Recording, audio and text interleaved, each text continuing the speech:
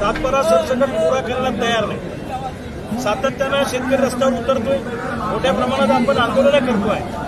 त्याचाच एक भाग म्हणून मी 20 दिवसापूर्वी बुलढाण्याला बेमुदत अन्नत्यागाला बसलो होतो। महाराष्ट्रभरातला सगळा शेतकरी रस्त्यावर उतरला।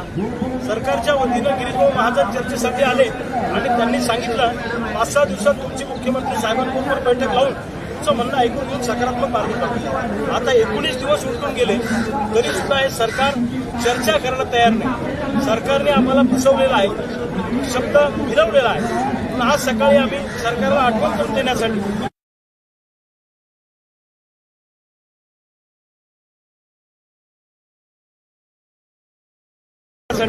सगळे शेतकरी मित्रांनी विधान भवनात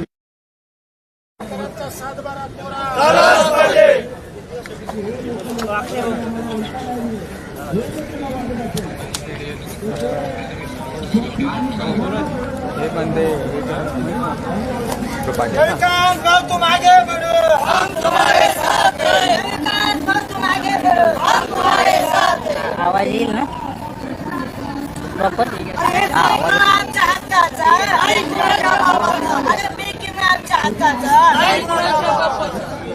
सरकार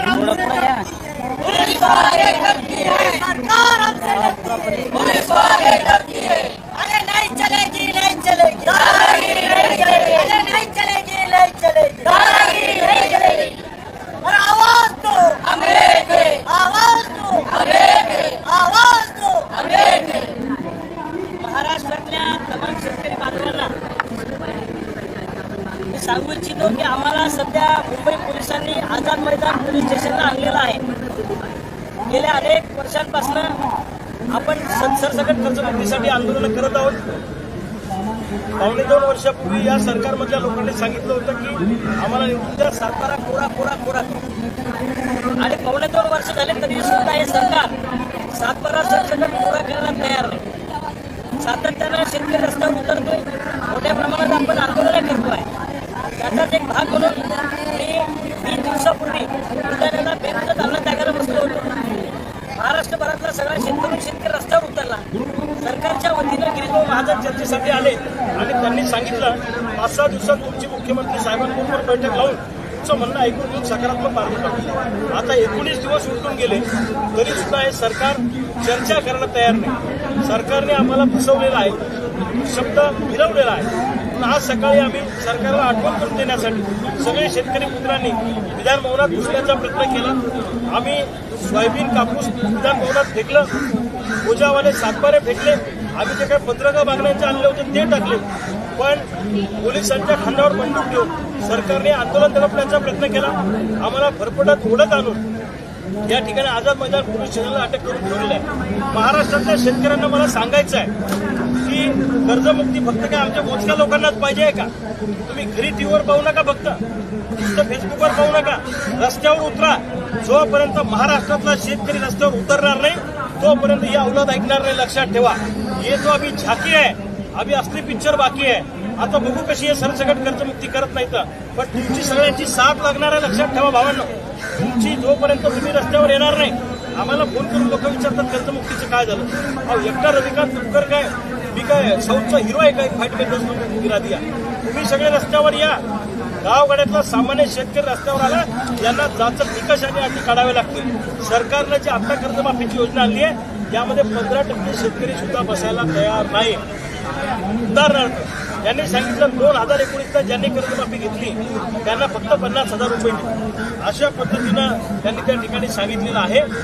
आणि आमचं एकच म्हणणं आहे की काही करा, मुख्यमंत्री महोदयांनी आमच्यासोबत चर्चा करावी, आमचं म्हणणं ऐकून घ्यावं आणि जाचक निकष आणि अटी काढावेत आणि सातबारा 100% कोरा करावा अशी आमची मागणी आहे। आणि जोपर्यंत सरसकट सातबारा कोरा होत नाही तोपर्यंत लढाई थांबणार नाही। आता आम्ही तुरुंगात जाऊ, आम्ही जामिनावर बाहेर येऊ, पुन्हा आम्ही आंदोलन करू, पण तुम्ही हातावर हात धरून बसू नका।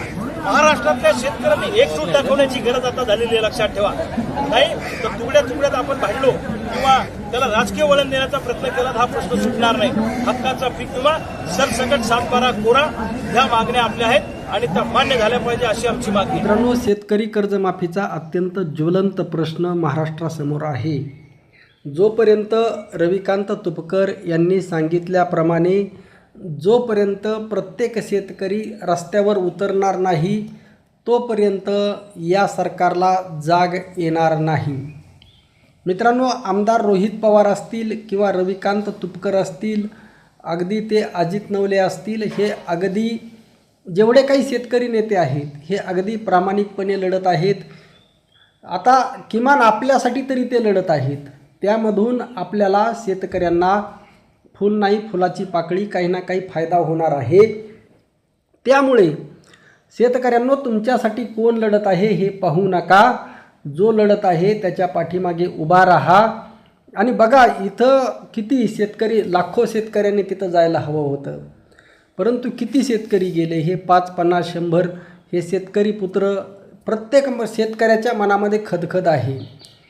सरकारने सुद्धा लक्षात घेणं गरजेचं आहे. काय आहे, शेतकरी संघटित नाही आणि याचा फायदा सरकार घेत आहे. आता शेतकऱ्यांनी रस्त्यावर उतरायचं म्हणजे काय एकट्याने येऊन रस्त्यावर उतरायचं का? संघटितपणे यायचं तर कसं यायचं? याला कुणीतरी नेतृत्व करावं लागतं आणि ते नेतृत्व करणारी यंत्रणा जाळं महाराष्ट्रभर नाही आणि याचे हे परिणाम आहेत. सरकार याचा फायदा घेत आहे, परंतु प्रत्येक शेतकऱ्याच्या मनामध्ये खदखद आहे. मी स्वतः खेडेगावामध्ये राहतो आणि त्यामुळे मला शेतकऱ्यांचे, शेतीचे सगळे प्रश्न माहीत आहेत. प्रत्येक शेतकरी हा इतकाच नाराज आहे, अतिप्रचंड नाराज आहे. तो फक्त संधीची वाट पाहत आहे. त्यामुळे सरकारने आता शेतकऱ्यांचा अंत पाहू नये.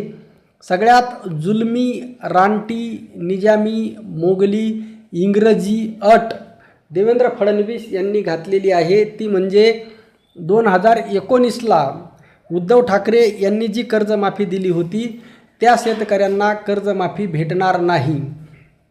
खरं तर उद्धव ठाकरे यांचे आभार मानायला पाहिजेत. त्यांनी ज्या वेळेस कर्जमाफी दिली त्यावेळेस सरसकट कर्जमाफी दिली होती.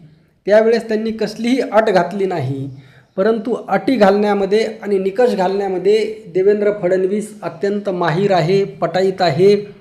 हा फक्त स्वतःचे खिसे भरण्यामध्ये पटाईत आहे आणि याच्या विरोधामध्ये कोणी बोलायचं नाही.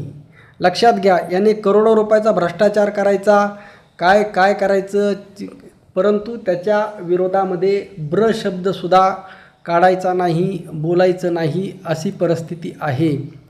त्यामुळे नीट लक्षात घ्या शेतकऱ्यांनो, ज्या वेळेस कोणीही नेता आव्हान करेल शेतकरी कर्जमाफीसाठी त्यावेळेस तुम्हाला प्रत्येकाला यावं लागेल आणि यामध्ये तुमचाच फायदा आहे, आर्थिक फायदा आहे, पैशाचा फायदा आहे. त्यामुळे सरसकट शेतकऱ्यांची कर्जमाफी ही झाली पाहिजे. कसलीही अट न ठेवता, निकष न ठेवता तुमच्याकडे सगळे डॉक्युमेंट आहेत. कुठं आधार कार्ड द्या, पॅन कार्ड द्या, बँक पासबुक द्या. आता बँक पासबुक त्या बँकेकडे बँक पासबुक नाही का अकाउंट नंबर नाही का शेतकऱ्याचा? का शेतकऱ्याला कर्ज देताना आधार कार्ड घेतलं नाही का पॅन कार्ड घेतलं नाही का 7/12 घेतला नाही का? हे कशाला नखरे लावता आणि सरसकट शेतकऱ्यांचं कर्ज माफ करा. त्याशिवाय पर्याय नाही. शेतकऱ्यांना परत विनंती आहे, एकमुखाने मागणी करा, एकमुखाने उभे राहा, तरच कर्जमाफी मिळेल. आपलं मत नक्की कळवा. रामकृष्ण हरी. जय जगद्गुरू. जय शिवराय. जय भीम.